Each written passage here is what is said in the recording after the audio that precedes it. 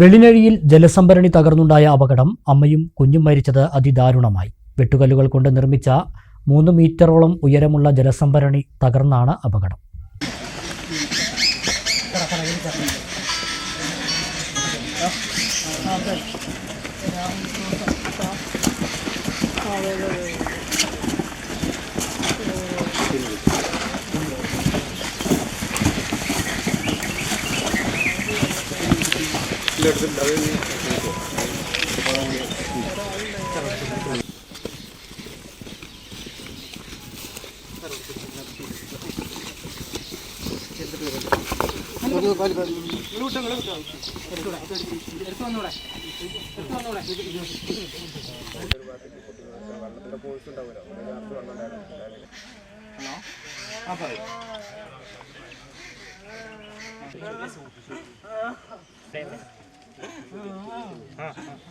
വെള്ളിനഴി നെല്ലിപ്പറ്റക്കുന്നിൽ ചൊവ്വാഴ്ച ഉച്ചയോടെയാണ് സംഭവം.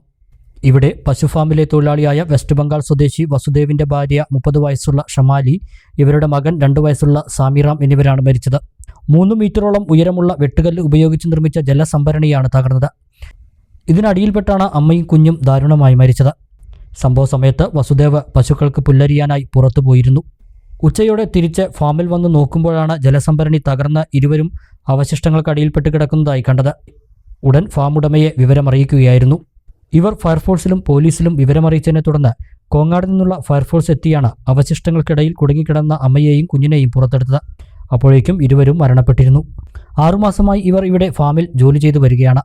മൃതദേഹങ്ങൾ ഒറ്റപ്പാലം താലൂക്ക് ആശുപത്രി മോർച്ചറിയിലേക്ക് മാറ്റി.